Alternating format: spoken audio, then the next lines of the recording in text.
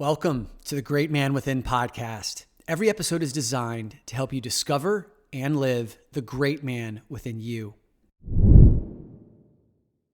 I reckon that this is one of the episodes that far too many men will scroll past and skip. There's not some provocative or flashy headline like 5 ways to last longer in bed or how to build a high-performance body. But this is one of the most crucial conversations you could have around connecting to and living your purpose, discovering and living the great man within you, and that is surrounding yourself with men who tell you the truth about how you are showing up in your life.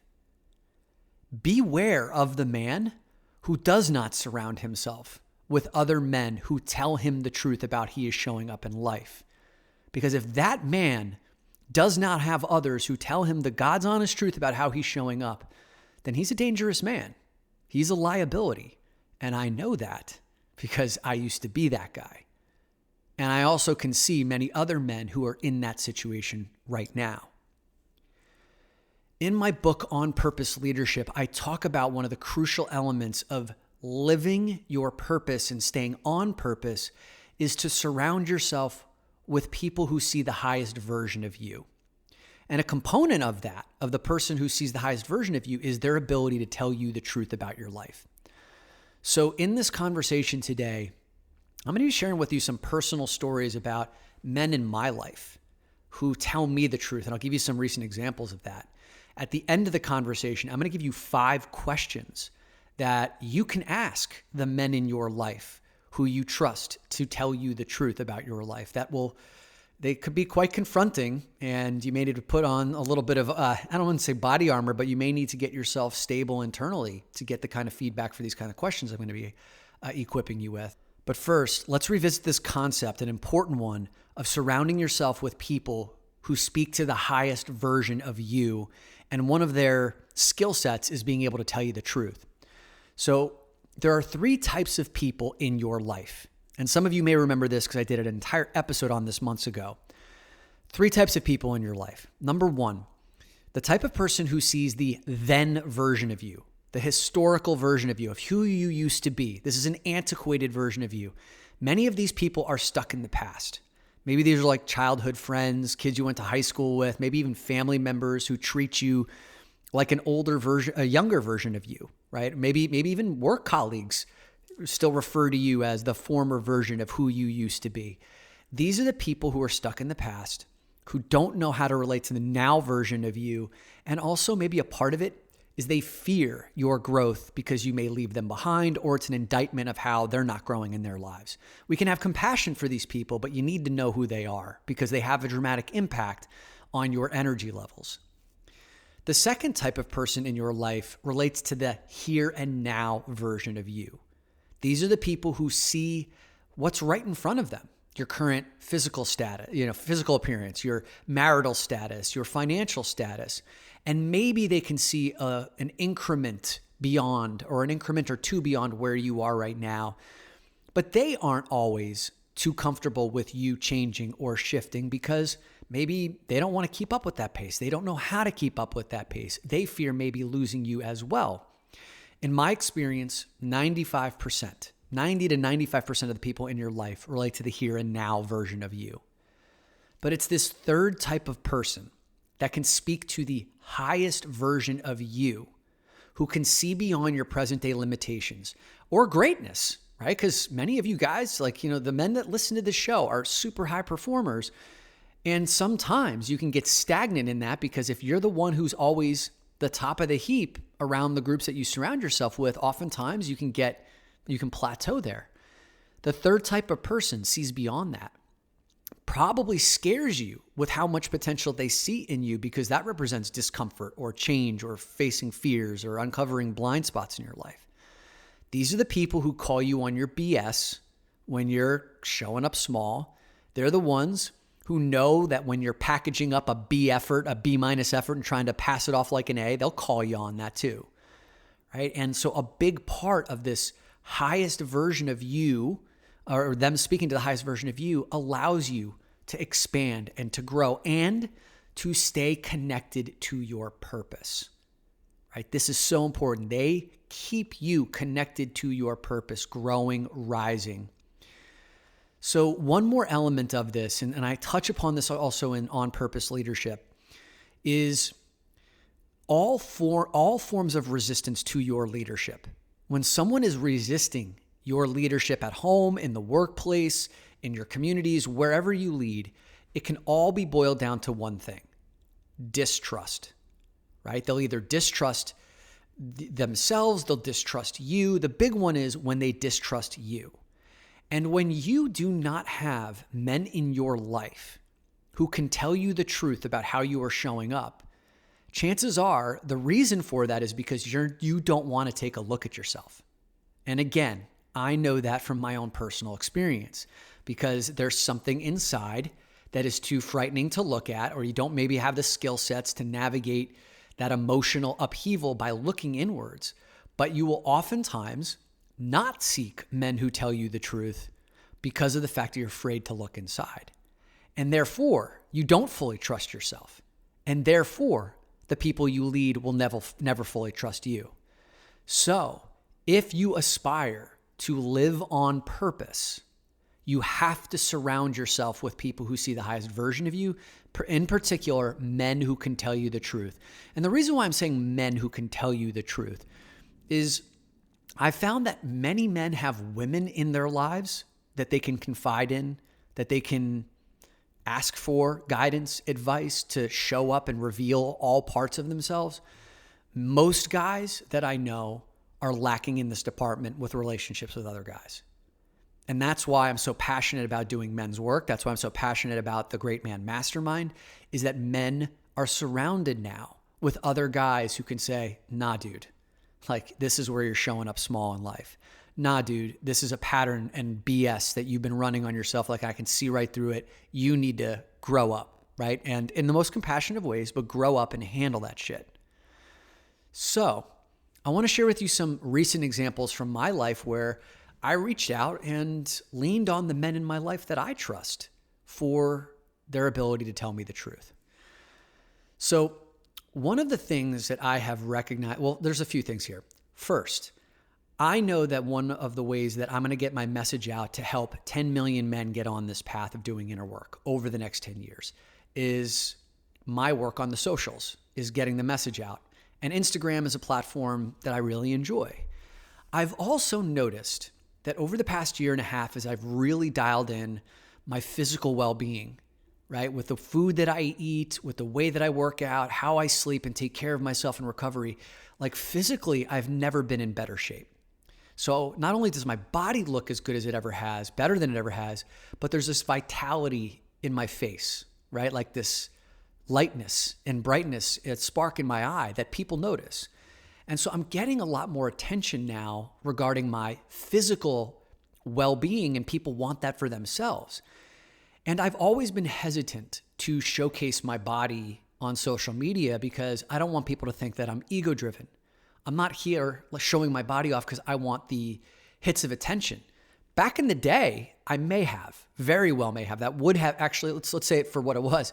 That would have been the primary reason. It was to show myself off and to get the praise and validation. But now I recognize that for many people who come to me and ask me about my nutrition, my workout routine, or my recovery program, it's because they want this for themselves. And I also recognize that when people are scrolling through, like lightning speed in social media, the things that will stop them in many cases are a beautiful body, whether it's, someone else's beautiful body or mine. And when I have the ability to capture someone's attention in that regard, I can then take that person deeper, going beyond just the physical. I can lead someone to the spiritual, because most of my physical well-being actually leads me to spiritual depth. So over the last month, I've been experimenting putting more photos of myself on Instagram where I'm shirtless or doing push-ups or doing sit-ups so you can see my body. And I didn't know how I was showing up to my audience, right? I have a hard time. The social media space has always been a challenge for me to know how to show up authentically. Now, when I'm walking into a room with other people, like I'm completely at ease in my own skin with other people in person. But then when I have to present myself on socials, I've always found there's like some sort of disconnect. I don't know how I show up. I don't know how to communicate as effectively or as authentically. And I felt that there was something going on with the way that I was posting that wasn't really hitting the mark. So I reached out to my good friend, Cory Muscara, right? The meditation teacher. If you're not following him on Instagram, I think he's got 20, 30,000 followers. He's a beautiful human being who I've had some deep conversations with about all aspects of our lives. And I see him as a master of presenting himself as authentically in person and congruently on social media as anybody. So I reached out to him and I said, Cory, dude, I need your advice on something. Here's what I'm, up to, and here's what I'm posting. And I'm doing it because I want to come from this place of helping other men to get more curious about how they can step into a new physical identity and connect to spirituality through physical well-being. And here's my fears about how I'm potentially showing up and how I don't want people to think I'm just being, vain. And and that was vulnerable for me, right? Because now I'm opening myself up to potentially, getting some real feedback that could hurt. And Cory is a master of compassion. Like he can tell you exactly what's going on in a way that feels like so loving. So I knew that like I was pretty much safe with him. And he gave me some beautiful guidance, man. Like when he looked through my Instagram account, and he follows me, so like, he's seen all my recent posts. He was like, hey man, I love your inquiry and thank you for inviting me in to help you out on this journey. And he goes, when I looked at some of your recent posts, like there were 3 pictures of me shirtless. He was like, the first one that you posted, there was something like magnetic about it. The way I was holding the picture, the camera, I was reflective. It was like I was kind of looking at you in the camera. It was more about like me connecting with you in the camera. And in the body of the text, I talked about how I was reluctant to post that picture for my fears of looking vain or other things. But like the fact that I didn't always look this way, that I went through periods of time in my life where I was like grossly unhealthy and didn't look that great. And how I'm proud of how I've like taken care of myself because it enhances all of my vitality and my well-being in life. And he was like, that really made me feel connected to you. But your most 2 recent posts, where I just kind of like took a shirtless selfie in the bathroom. And there was like another one. He was just like, I didn't feel the version of Dominic that I've come to know and love. And it may look a lot more kind of like, like this, that you're here for showing off. He didn't say it in those words. He was much more eloquent, but the bottom line was like, he couldn't feel me in those 2, but this other picture he could. You can even go on my Instagram account and see the first shirtless selfie I posted like a month ago, and I'm recording this in August. And then like the 2 that came after that, you can see and feel the difference. And then he was like, and here's another picture. There's a picture I think I posted on August 11th or something like that. It's a headshot where I'm just like smiling into the camera. I have a shirt on, but he was like, that is the Dominic that I know. He's like, that is congruency. And he goes, you run the risk if you keep posting these other pictures that you're going to attract an audience that's not the guys that you're trying to reach, or you can confuse the people who are here for a spiritual message. So like, there's a real opportunity to like understand how you're positioning yourself in the pictures you take and also the commentary you provide after that. And I felt so grateful for that guidance that he gave me because it was truthful. It was honest. I did feel that pang of, shit, like when I could finally see those 2 shirtless selfies as probably looking a little bit more vain and ego driven than I would have wanted them to be. It definitely hit like a little bit of a gut punch. So I dealt with that, but now I know. You get it? Like now I know, and I'm not going to spend the next months or years trying to fumble around figuring this thing out and confusing you guys and the future people who are going to follow. I now know what it looks like to post a selfie where I'm not only just talking about the physical, but bringing in the emotional and the spiritual and the mental at the same time, right? And also showing that this is for you. It's not about me getting likes for my body. And I want to give you one more example from my relationship with my coach, David Waldas, who's been a guest on the show. I've been working with him for the past 2 years. He is a man who tells me the truth in my life over and over again. And we had a call last night, and 2 things popped up that fell into this category.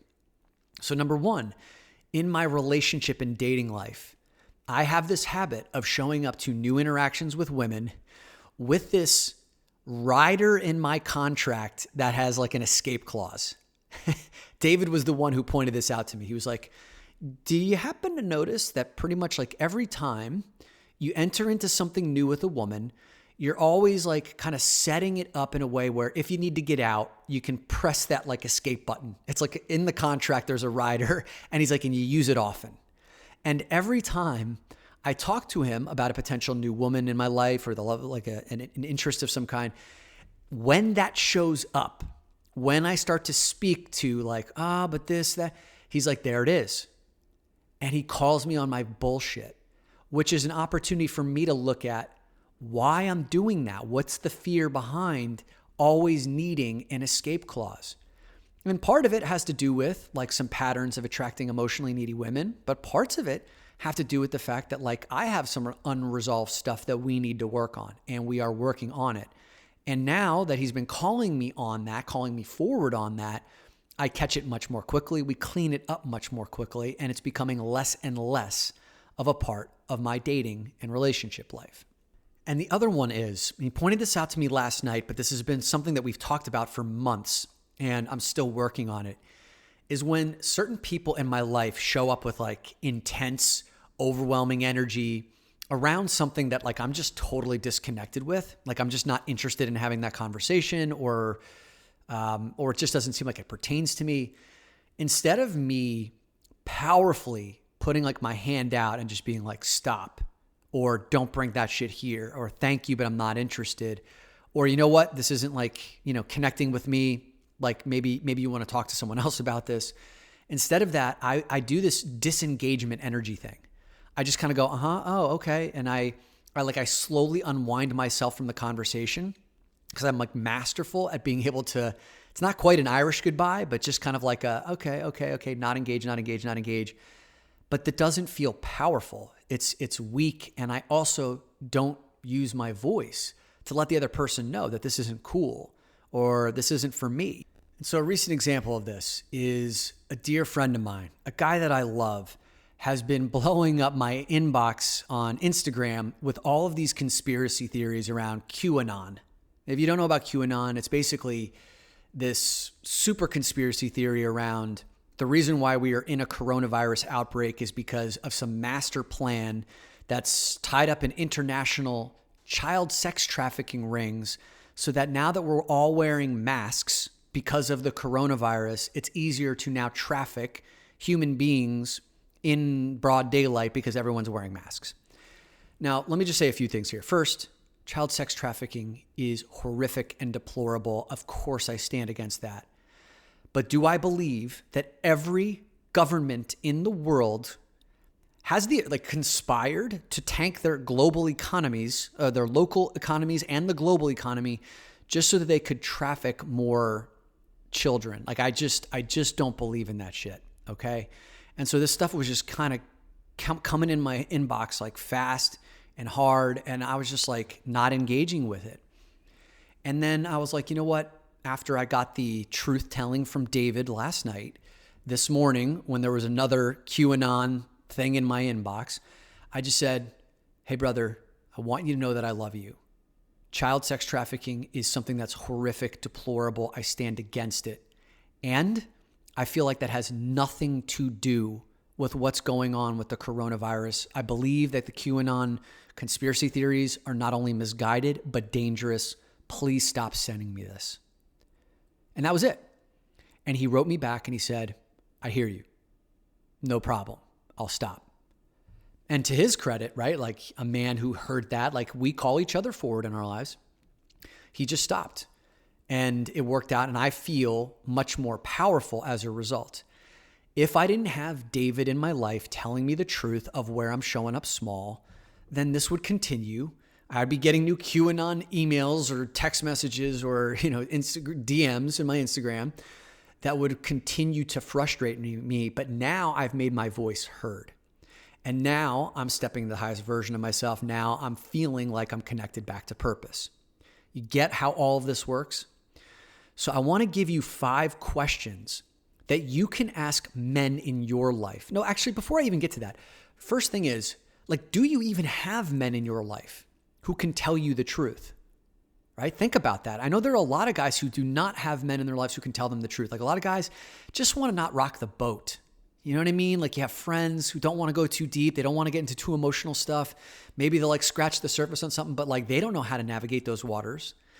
So do you even have friends who can go that deep? Or, there are other guys in your life who are maybe just like assholes, dicks when it comes to this stuff. Maybe they'll tell you the truth, but in a not so compassionate way, in a way that'll feel like you've been gutted or cut down or leave you bleeding out on the ground. So I'd first be really mindful of understanding, do you have this in your life right now? And if you don't, then do some work in finding and cultivating a relationship with a man who you do trust to tell you the truth in a way that feels like, say, a David did for me or a Cory Muscara did for me.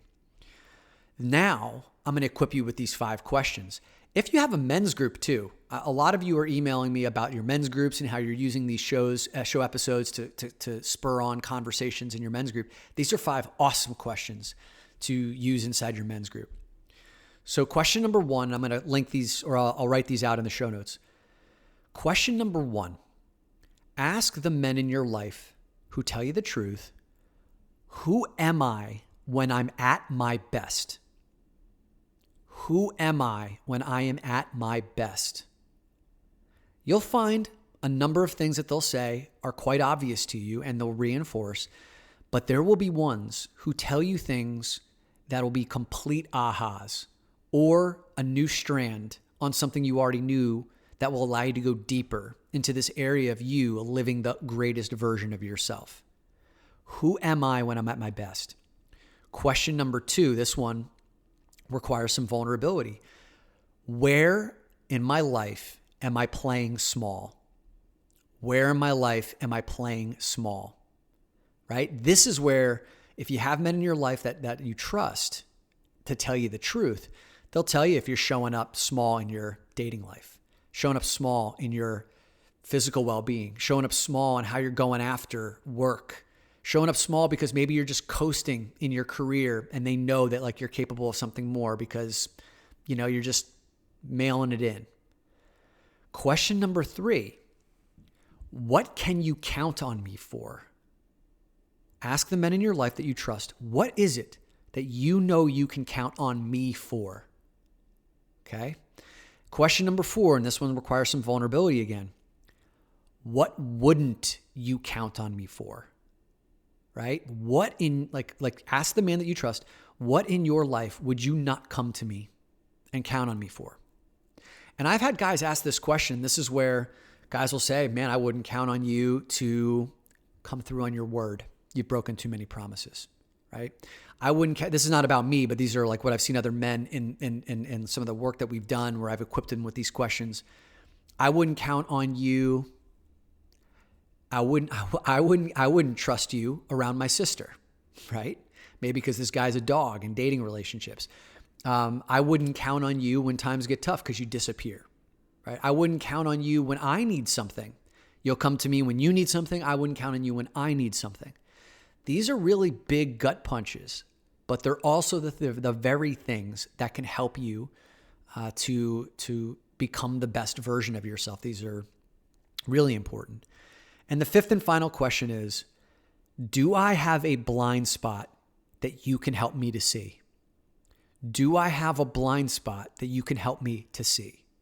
And this one's much more open-ended because sometimes there's something going on in your life that you're so blind to that you wouldn't even know how to ask the question or the category. right? Maybe you're like really consumed with your career and your purpose, but you have a blind spot in how you're showing up as a father, a blind spot as how you're showing up as a steward of your community or in your workplace, whatever. Leave this one open-ended so that someone has the opportunity to step in and be like, oh yeah, like this is something that you do not see. I see it and I want you to be aware of it. Sometimes you won't get an answer. Maybe like right now, no one has, like they don't have a blind spot for you. But when you ask it enough over a long enough period of time, it gives you an opportunity to clean up some messes that could potentially sabotage you in the future. So those are the 5 questions. I'm going to put them in the show notes. And to close this thing up, the areas of your life that you can ask other men to tell you the truth, your romantic life, how you're showing up in your purpose, your workplace, your fitness, your nutrition, your mental and emotional well-being, right? Your ability to be trustworthy. There's so many different categories that you can dive into. And the whole reason why it's so important for you to surround yourself with men who tell you the truth is if you want to live a life of purpose, if you want to stave off drift, if you want to live the highest version of yourself, if you want to discover and live the great man within you, then there's only so far you can take yourself until you need the guidance and the perspective and the prodding of others, other men who are also doing the inner work. So take this conversation away. And if you do not have a man in your life who tells you the truth, then your number one goal right now is to go find one. And if you do have a man or men in your life that do speak truth to you, then how can you rely on them and lean on them more often than you do right now? And one of the fastest ways to do that is to ask them one of the 5 questions so that you can continue to discover and live the great man within you. Hey, if you haven't been over to doinnerwork.com/resources in a while, we've got some new updates, plenty of downloads available on book lists, guided meditations, 5 practices to make you a mentally tougher man, 5 practices to make you last longer in bed.